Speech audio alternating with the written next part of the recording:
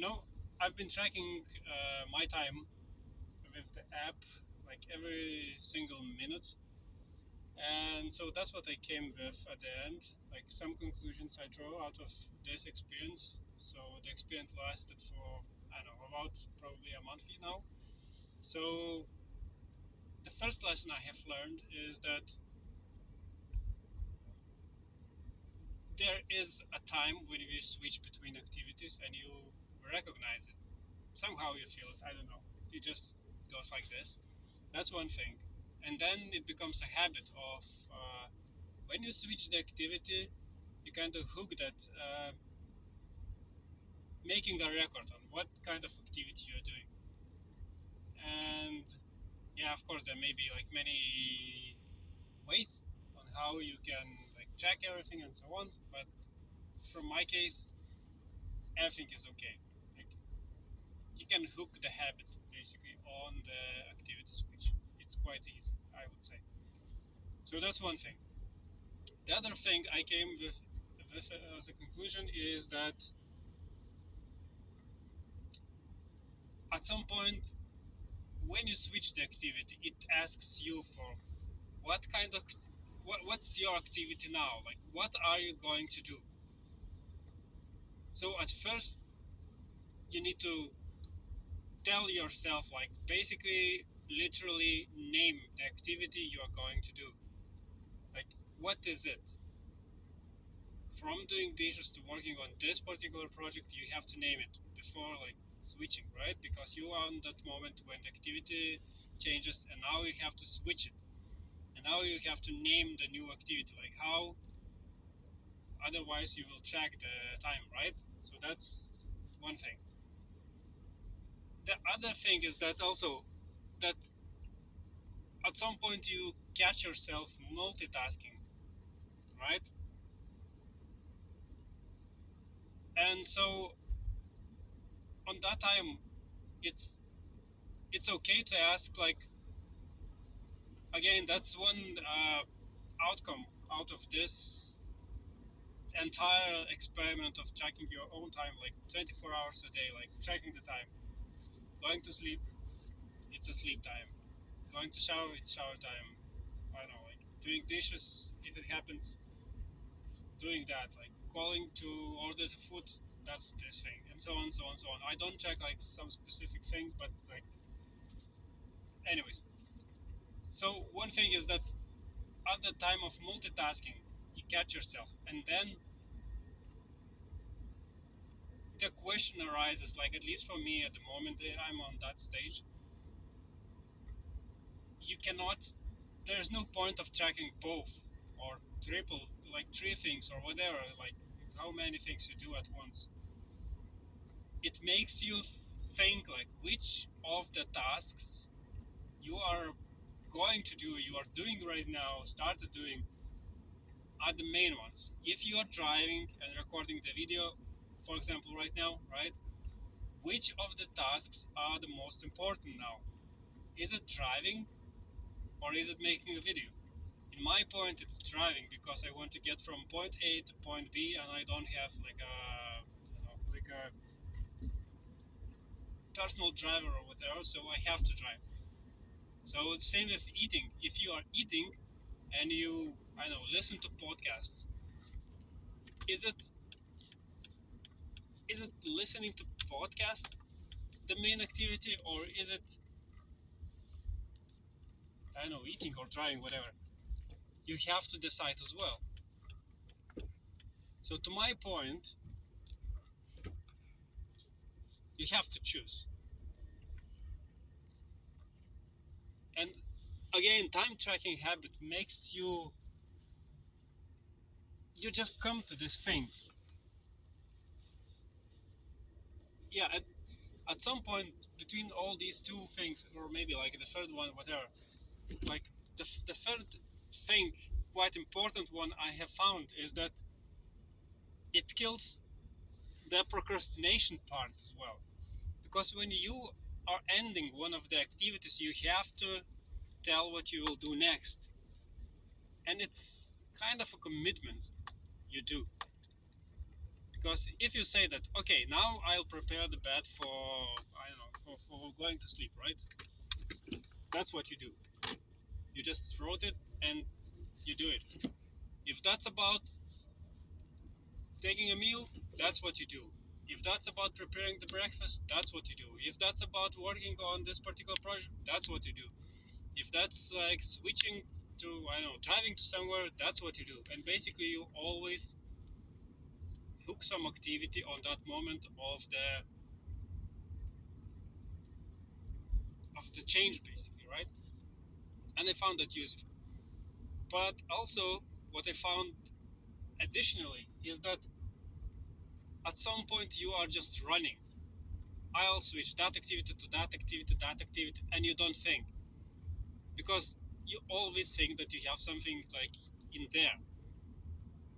But the main reason, not the main reason, but the point is that it's not so, because you have to have the strategy. You have to carefully think through all your activities. You have to value your time. You have to somehow just say that, like, you have to basically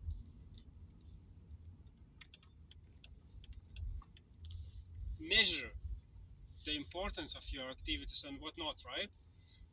So at this point, I would say that it's okay to have a think time, let's say, but you have to commit to that. I mean that if you have the wish to think about something, then you say, okay, I'm doing that. So, for example, just recently, I just had, I just got a thought or something like that, and then what I did, I just wrote like, I just switched to another task. On my case, in my case, and I wrote, I'm just posting that thought. I posted it, then I switched to another activity, and that's how it goes.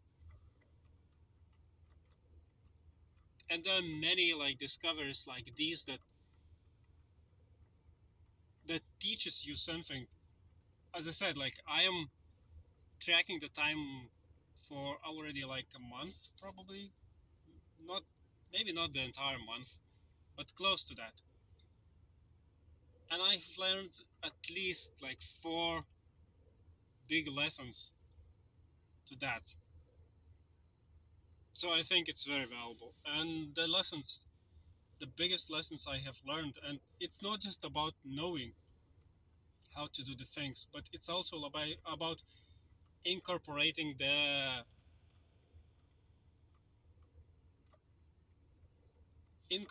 knowledge into the practice.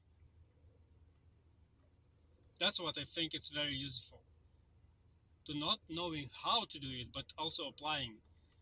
And so I think that time tracking habit, yes, it takes some time and so on, but the outcome of it, the knowledge you get out of there, it's like it's powerful. And if some time ago I was thinking that, okay, I want like to live in here and there and so on, and now I see like how much I'm driving, for example, how long it takes to just do the stuff at home.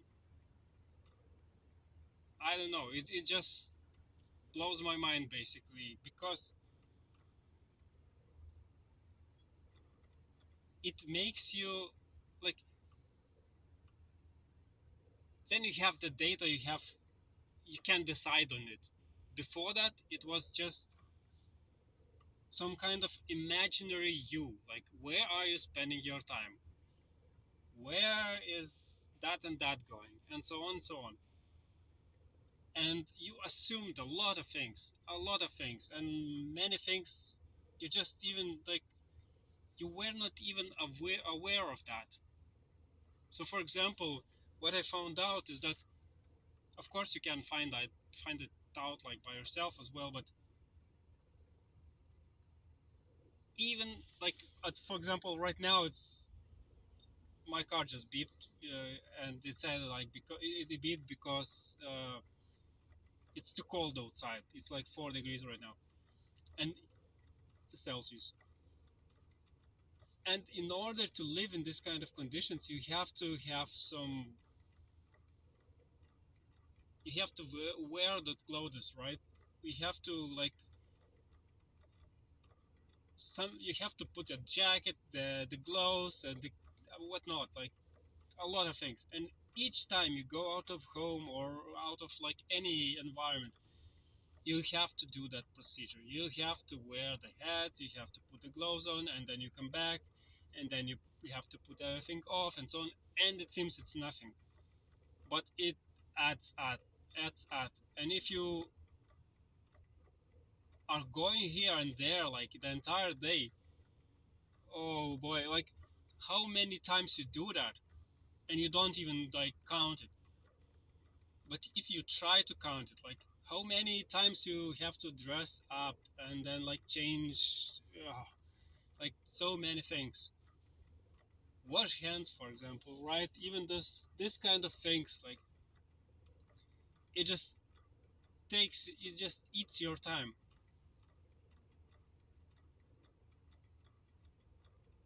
And then you have all that data, and then you can basically decide.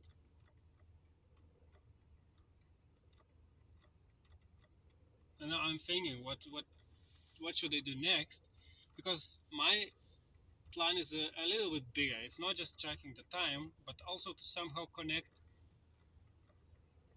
the money as well to this equation, because that's so much to talk about in here. So, for example, now I know that some parts of the things are like some parts of my time. Let's say like my time goes to self maintenance, for example. A lot of it. Like I don't remember the exact number right now, but it's like it's definitely my half of my day goes to just maintain myself, which includes basically eating, sleeping, dressing up, showering, and all these things, because you cannot live without it in some point. But now I know that this takes a lot of time. And what's funny is that I sleep like 5 to 7 hours this month, probably on average. And even then, I make like 50% or more on just self maintenance stuff. Crazy. And that's in on average, and that's weekends included as well. And I thought like I don't do that as much. By the way, self maintenance in my case, it does not include food preparation, because that's I have under another category like chef, whatever.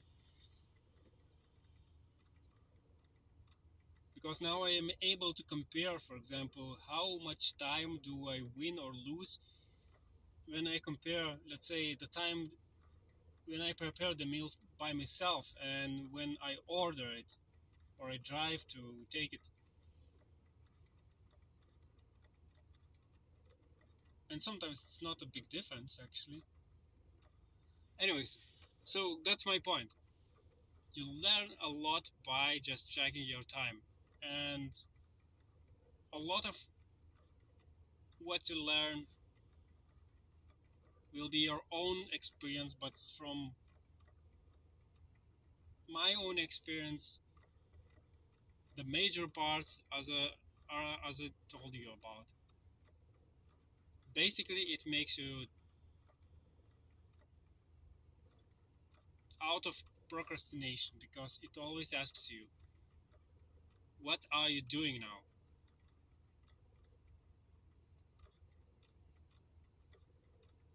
And sure, I think at first I was honest to myself in some point, and let's say I stepped on some kind of YouTube video or whatever, and I say that okay, this does not serve me at all. But like I'm watching it anyway. And so I created another category in my time tracking, and I say that like it's basically a category called waste, and I put that video there. And maybe the next day I also got one of these things and watched the video for, I don't know, like maybe 10 minutes or so. But then it's not the case anymore for some reason.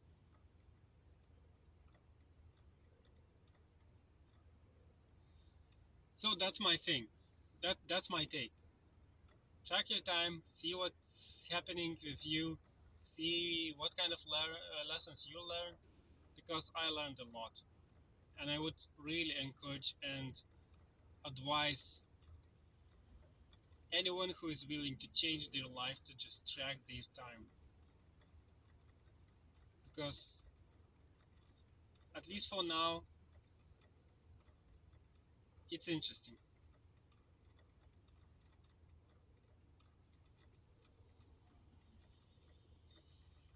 So yeah, that's my take. See you soon. Bye bye.